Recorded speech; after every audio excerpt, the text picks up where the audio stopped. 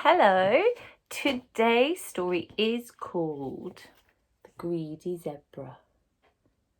It's very hungry all of the time, you'll find out. Here we go. Let me see, can you see that picture okay? Absolutely right. Long ago, all the animals in the world were dull, depressing colours. No coats, no horns, no spots, no stripes. Just dull and dusty. Until one stormy day, in the heart of the leafy forests of Africa, there was a great rumbling in the earth, and all of a sudden, a huge cave appeared in the ground. A few of the animals crept cautiously up to this new and wonderful sight, and when the bravest of them peered into the darkness, he saw something glittering among the rocks. There's the very brave animal.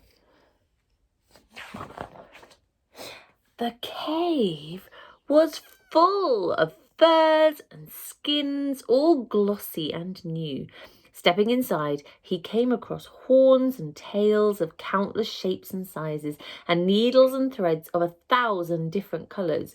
Trembling with excitement, he rushed out to tell the other animals what he'd seen.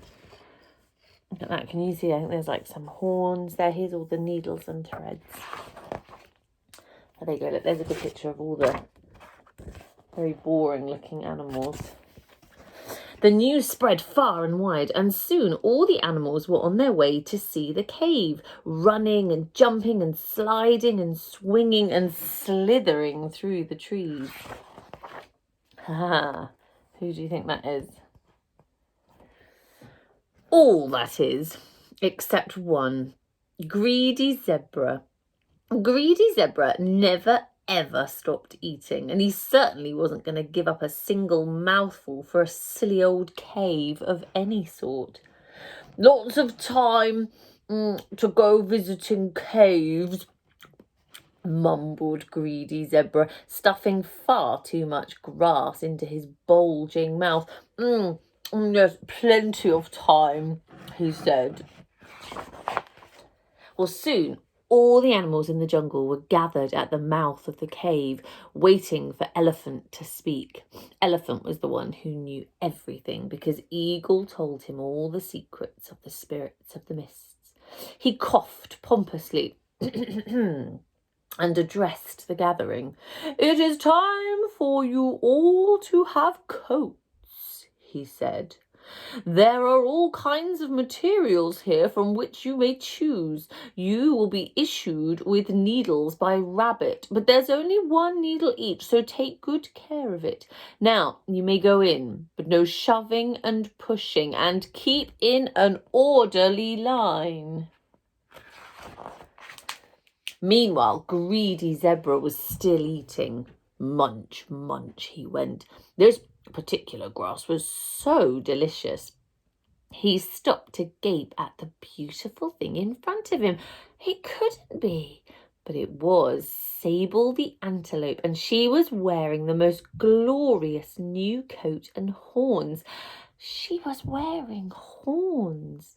When Greedy Zebra heard that the coat and horns had come from the cave, he trotted off as fast as his fat little legs could carry him. There she is. She does look rather lovely. He's like, "Oh, wow, yes, I think I would like to visit this cave." But he couldn't resist a leaf here or a succulent blade of grass there. Oh, and that patch was too good to pass by without a little bite. This is his journey, but he keeps stopping to eat all the way there. Wow, I love this page. Look at how the animals are coming out of the cave. They're a bit more as we recognise them now. These are the animals that have visited the cave. Nice, huh? From time to time, he met another and another and yet another.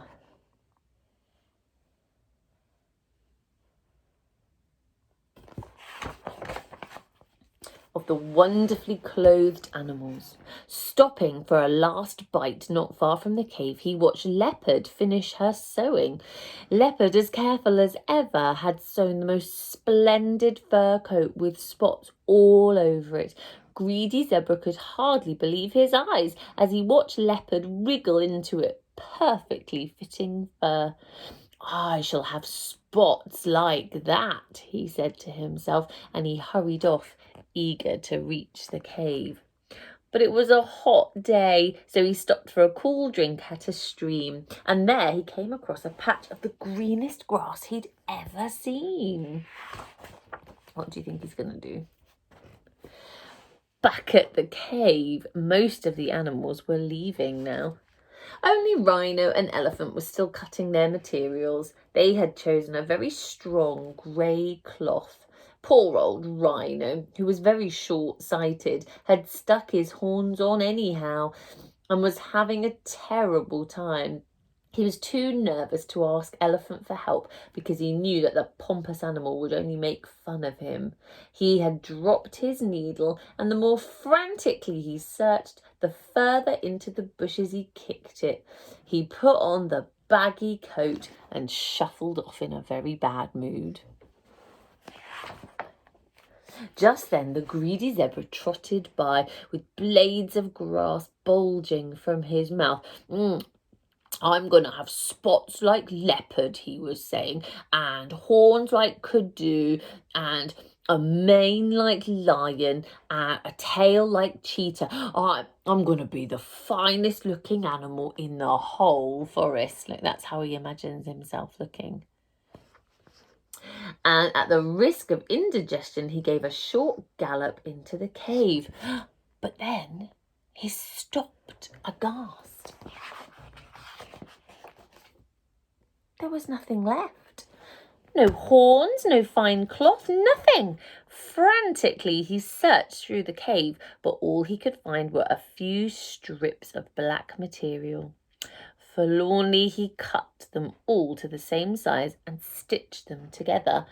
It looked very tight.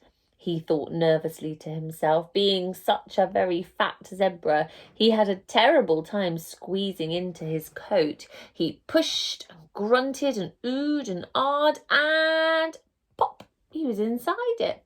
But what a tight fit. He was nearly bursting at the seams around his fat tummy. He trotted down to the stream to take a quick bite of a leafy bush, and pop!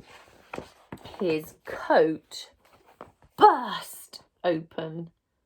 Uh-oh. Pop, pop, pop. His tubby tummy squeezed through the seams. Oh, how the monkeys roared with laughter. Look at his face, look. Well, to this day, his chubby stomach shines through his coat because he is so greedy. That was the Greedy Zebra. Hope you enjoyed it. See you next time.